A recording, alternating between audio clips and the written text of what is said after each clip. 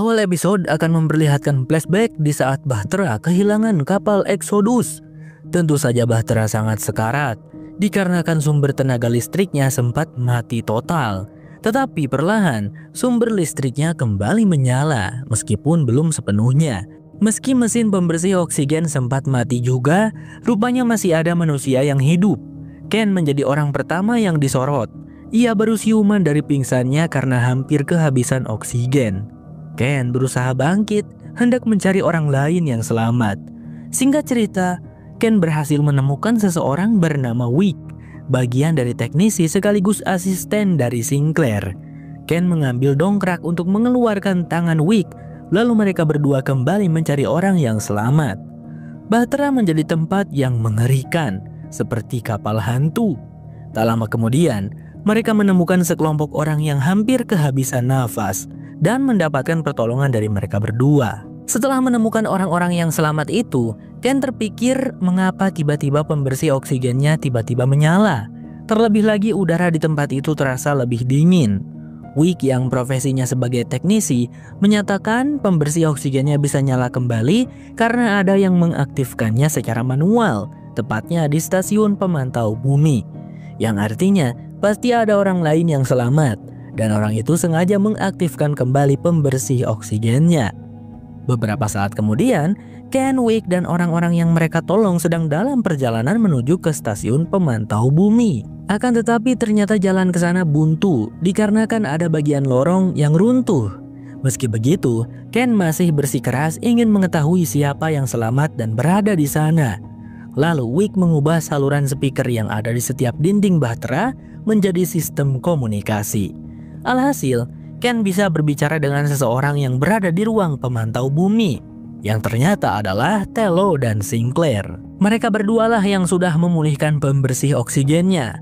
Namun mereka berdua sekarang di dalam ruang pemantau bumi hampir kehabisan oksigen. Ken diperintahkan oleh Tello untuk membawa orang-orang yang selamat pergi ke ruang makan. Tetapi saat komunikasinya telah ditutup, Ken malah bersikeras ingin menyelamatkan Tello. Ia menyuruh Wick dan yang lainnya untuk pergi duluan. Namun, Wick dan orang-orang yang melihat ketulusan dan keteguhan hati Ken menjadi terketuk dan memutuskan untuk membantu Ken.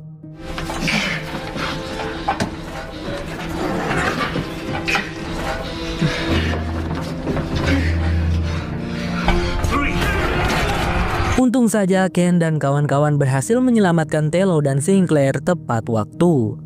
Tello cukup terkejut dan sedikit memarahi Ken yang malah membahayakan nyawanya sendiri. Padahal sudah mendapatkan perintah dari Tello. Seorang pria bijak pernah berkata padaku untuk belajar mengetahui kapan untuk tidak mematuhi aturan, ucap Ken. Tello tersenyum tipis mendengar hal itu. Beberapa saat kemudian, Ken dan Tello mendapatkan informasi bahwa tidak semua warga Bahtera selamat dalam insiden matinya energi listrik. Sekitar 1.500 warga telah meninggoy dan hanya menyisakan sekitar 1.000 warga saja. Terlepas dari itu, Wick menemukan sesuatu. Menurut data servis Beta Palka, kapal Exodus ditutup secara manual sebelum peluncuran, yang artinya ada seseorang yang selamat di anjungan servis atau tempat beristirahatan dari kapal Exodus, yang mungkin saja Diana sengaja membiarkan orang-orang itu dikarenakan dianggap sebagai ancaman. Ken akan berusaha mencapai anjungan servis, namun jalan yang akan ditempuhnya tidaklah mudah. Ken harus melewati lorong perawatan yang mana lorong itu menekan tangki bahan bakar. Dan jika tidak ada alat pendingin, maka lorongnya akan sangat panas. Tapi Ken tidak peduli dengan hal itu. Dia akan mencobanya. Mempertaruhkan nyawanya di lorong yang panas adalah cara Ken untuk menebus kesalahannya di masa lalu. Ketika dirinya bersikeras ingin menjalankan proyek pengorbanan Section 17.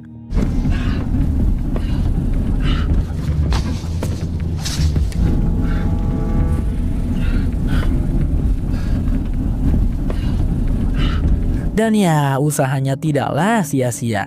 Ken berhasil menyelamatkan beberapa orang yang berada di sana, termasuk Abby yang sudah di ujung kematiannya. Flashback selesai. Di bumi, singkat cerita terhitung sudah 2 hari setelah kejadian bom di jembatan. Tidak sesuai prediksi Clark, ternyata Grounders tidak menyerang mereka langsung. Ada rasa tenang namun tidak terlepas dari rasa gelisah. Mengapa Grounders tidak menyerang? Apakah karena takut bom atau mereka menunggu saat yang tepat? Berbagai pertanyaan muncul di benak Clark dan juga teman-temannya. Di sisi lain, Raven selalu sedang sibuk dengan pekerjaannya yang sangat penting dan hanya dirinya yang bisa mengerjakan itu. Tak lama kemudian Vino datang. Niat awalnya sih bagus, memastikan bahwa Raven baik-baik saja dan minta maaf. Namun Vino sebenarnya bersyukur melihat Raven tampak baik dan merelakannya untuk bersama dengan Clark. Pada saat yang sama, Octavia bertugas mengasapkan daging agar bisa disimpan lebih lama. Tapi beberapa saat kemudian, terjadi kebakaran di tempat pengasapan sekaligus tempat penyimpanan makanan Sky People. Tidak ada satupun yang tersisa, dan entah apa penyebabnya. Maka dari itu Clark mengusulkan mereka harus berburu. Meskipun resiko sangat tinggi, karena Grounders mungkin sengaja menunggu mereka di luar. Tapi tetap saja, Bellamy dan Clark mengerahkan teman-teman mereka yang bisa berburu. Karena jika mereka kelaparan, mereka tidak akan bisa melakukan perlawanan saat Grounders menyerang. Vino mengajak Clark untuk pergi berburu bersamanya. Namun Clark menolaknya dengan halus dan berkata kalau dirinya akan pergi berburu dengan seorang pemuda bernama Miles. "Kalau gitu aku ikut ya Miles," pinta Vino kepada Miles. "Tentu saja bro, ikutlah. Bertiga lebih seru," jawab Miles. Pada saat mereka pergi, Raven menyaksikan Vino bersama dengan Clark.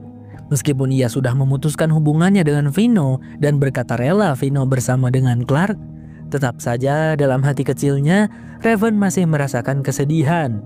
Wanita itu tidak tahan lagi jika melihat mereka berdua terus-terusan.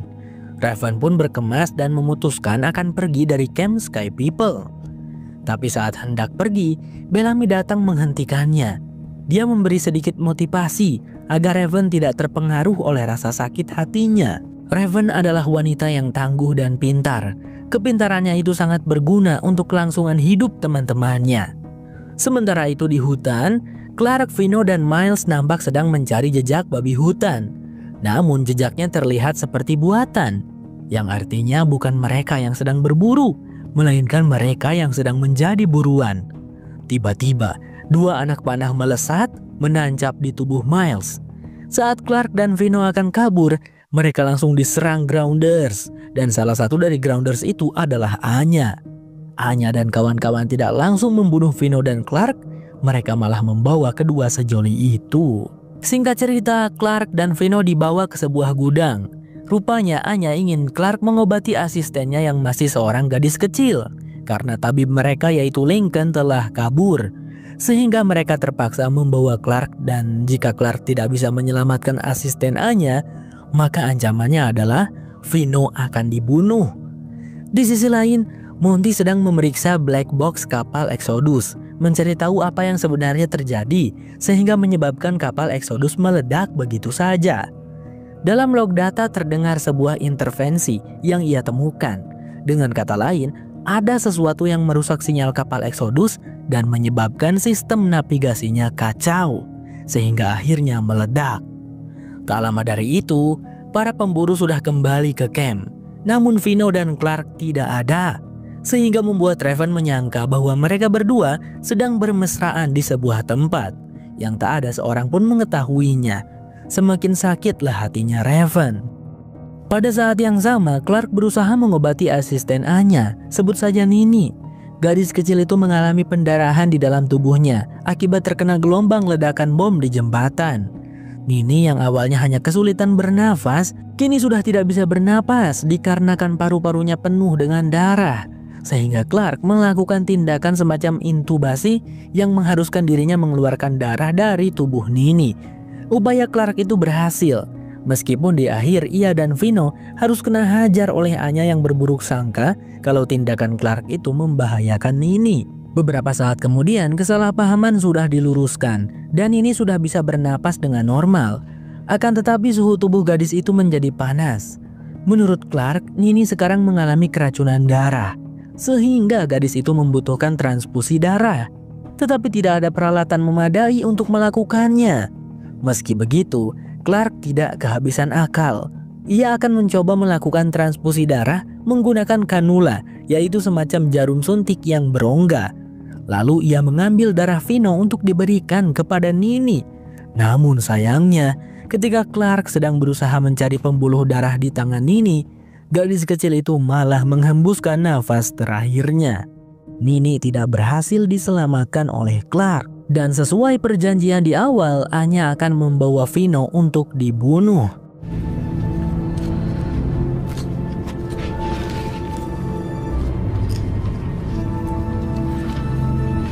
And kill him. No, no, no, please, no.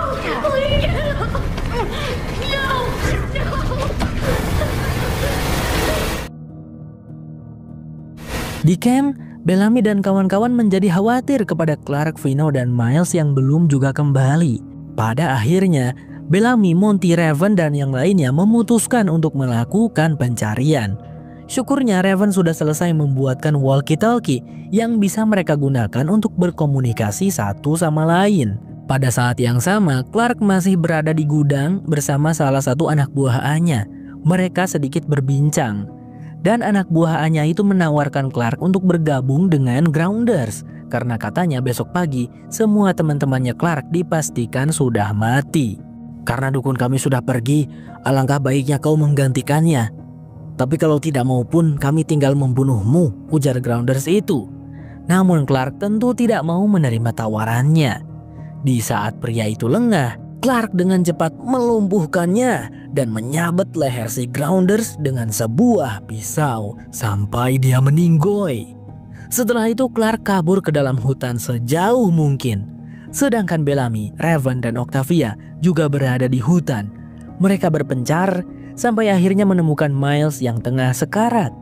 Dia tentu akan mati kalau saja Bellamy CS tidak menemukannya. Di saat Miles memberitahu kalau Clark dan Vino telah dibawa oleh Grounders, seketika Bellamy, Raven, dan Octavia kehilangan harapan. Karena yakin kedua rekan mereka itu pastilah berakhir dibunuh oleh Grounders. Mereka pun berniat kembali ke camp untuk segera mengobati Miles. Namun, Monty berkata ada sinyal yang mengganggu walkie-talkie-nya. Lalu pemuda itu tampak tercengang dengan apa yang dia lihat. Entah apa sih yang dia lihat guys, tidak diperlihatkan. Di detik berikutnya, Bellamy CS sudah tidak bisa lagi mendengar suara Monty. Karena Monty sudah menghilang. Hanya tersisa walkie-talkie-nya saja di tempat dia berada tadi. Pada saat yang sama, usaha Clark kabur tidaklah membuahkan hasil. Ia terjebak oleh jebakan yang dibuat Grounders dan dirinya tergantung di sebuah pohon.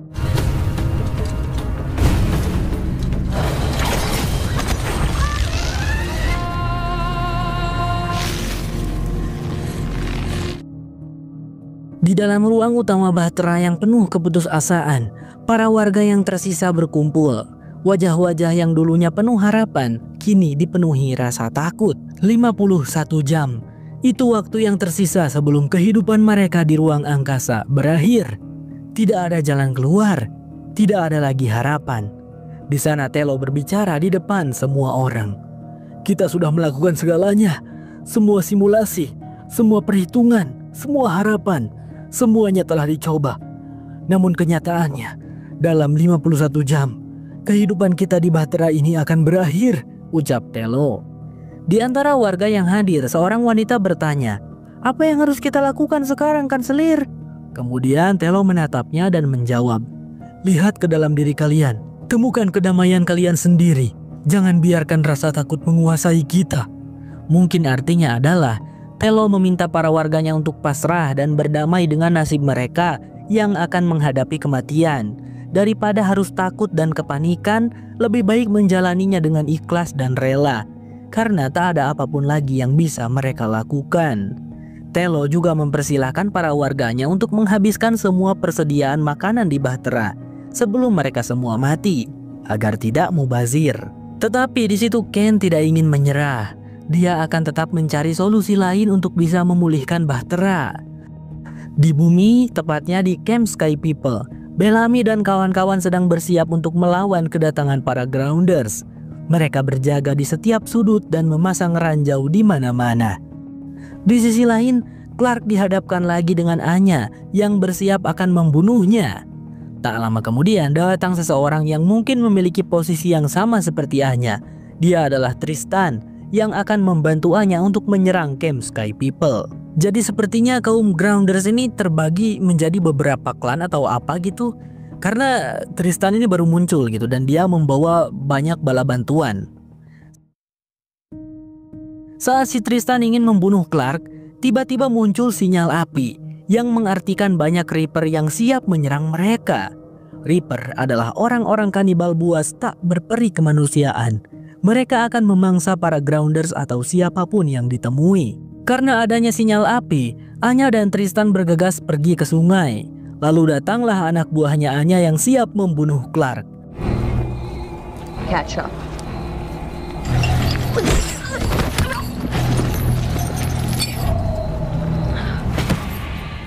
Pada saat yang sama di camp, Jasper membujuk Bellamy agar mencari Clark. Namun Bellamy tak menyetujuinya karena menurutnya itu sangat berbahaya. Jasper kecewa dengan sikap Bellamy karena jika dia yang ada di luar sana, maka Clark dan Vino tak akan tinggal diam dan pasti mencari Bellamy. Lalu Jasper pergi ke ruang atas untuk mengambil bubuk mesiu.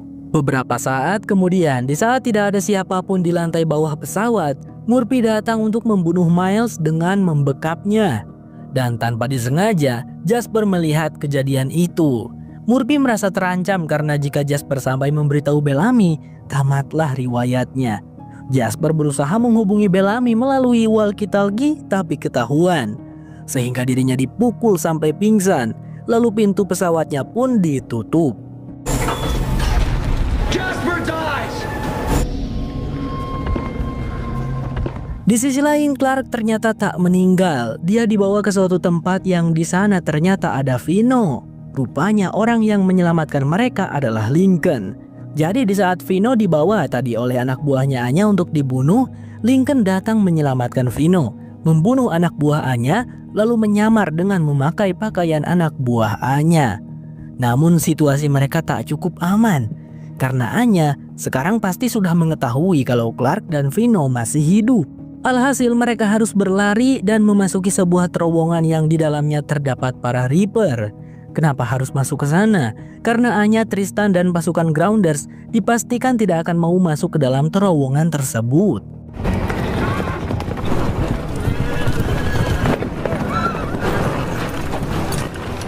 If the mine doesn't kill them first.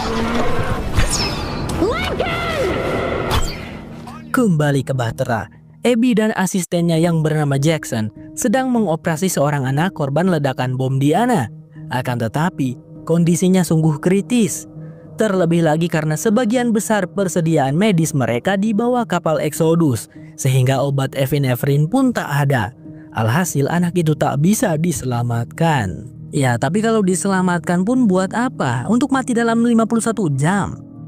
Scene berganti ke camp Sky People di bumi. Murphy masih menyekap Jasper sebagai tahanannya, dan Bellamy melakukan penawaran untuk menukar dirinya sendiri dengan Jasper. Seperti yang kita ketahui, Murphy pasti menaruh dendam pada Bellamy yang tempo lalu tak segan ingin membunuhnya dan membiarkannya sendirian di hutan belantara. Jadi Murphy pun setuju. Namun tanpa dia sadari, Raven akan menyelinap ke bagian bawah pesawat melalui bagian belakang pesawat. Lalu wanita itu akan membuka pintu pesawat yang dikunci Murphy dengan sedikit mengutak-atik kabel pesawatnya. Setelah Bellamy masuk ke dalam pesawat dan Jasper dibebaskan, Murphy kembali menutup dan mengunci pintu pesawatnya. Setelah berada di dalam, Bellamy dipaksa oleh Murphy untuk mengikat lehernya sendiri, layaknya seseorang yang mau bunuh Dirman. Katanya Murphy sangat ingin Bellamy merasakan apa yang ia rasakan ketika dirinya digantung rame-rame oleh anak-anak Sky People. Di sisi lain, Clark, Vino, dan Lincoln masih berada di terowongan yang gelap. Tubuh Lincoln terkena panahnya si Anya. Clark segera mengobatinya dengan menempelkan pisau panas di luka Lincoln untuk menghentikan pendarahan. Di situ Clark bertanya-tanya pada Lincoln kenapa Anya dan pasukannya tidak mau mengejar masuk ke terowongan. Itu karena mereka takut pada kaum Reaper, jawab Lincoln. Dan beberapa saat kemudian, di bagian terowongan tertentu, mereka pun bisa menyaksikan kaum Reaper yang sedang berpesta, memakan mayat manusia, yang entah dari mana mayat-mayat itu berasal.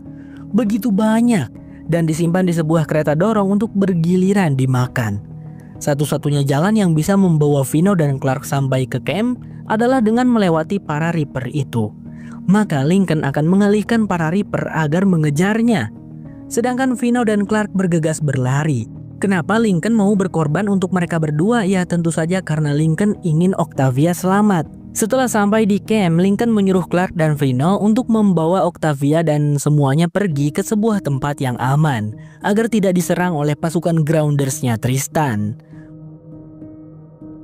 Vino dan Clark pun bergegas berlari setelah Lincoln memancing para Reaper pergi ke arah lain.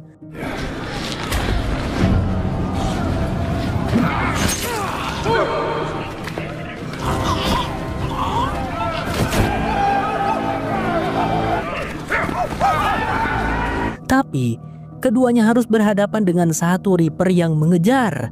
Untungnya, jika menyangkut Clark, Vino menjadi gagah berani. Meskipun hampir terbunuh, Vino pada akhirnya berhasil membunuh si Reaper menggunakan batu. Dan by the way guys, mayat-mayat yang berada di kereta dorong ternyata bukan mayat, melainkan para manusia yang masih hidup dan sekarat.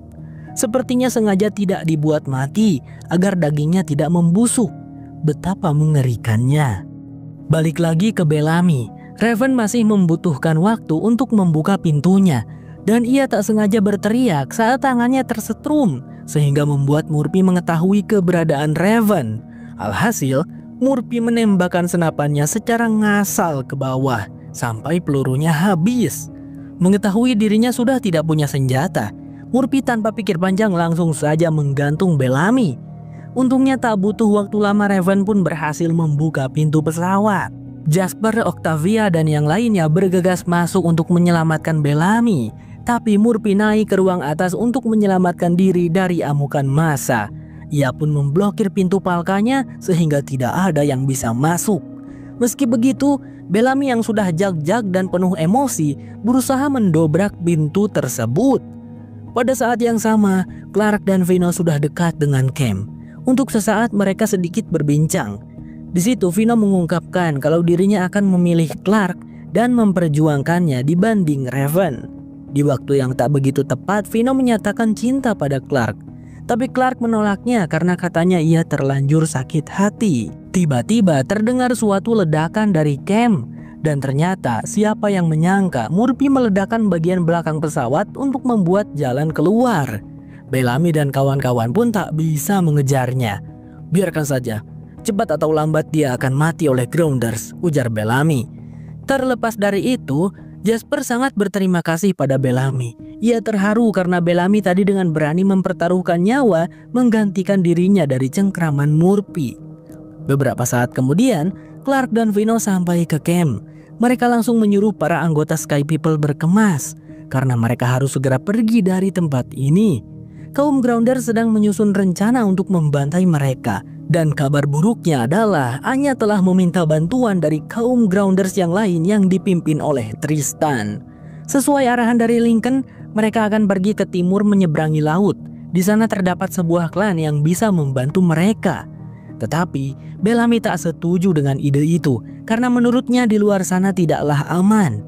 Untuk sekarang hanya camp inilah tempat yang paling aman bagi mereka. Jika kaum Grounders mengambil tempat ini, habislah mereka, tidak punya tempat perlindungan lagi. Apa yang Bellamy katakan itu memang benar. Tapi semua akan percuma saja jika kita semua mati oleh kaum Grounders, ucap Clark.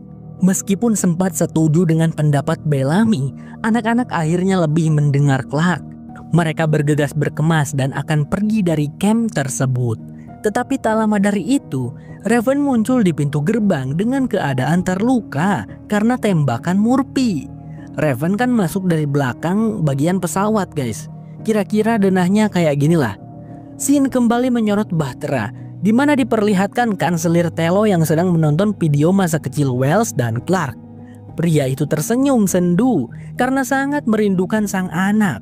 Tapi tiba-tiba di dalam video tersebut, Telo jadi mendapatkan sebuah ide. Karena di dalam videonya, Wells menanyakan bagaimana caranya Bahtera tetap mengorbit. Clark menjawab bahwa Bahtera memiliki pendorong di beberapa bagian yang menjaga keseimbangannya di luar angkasa.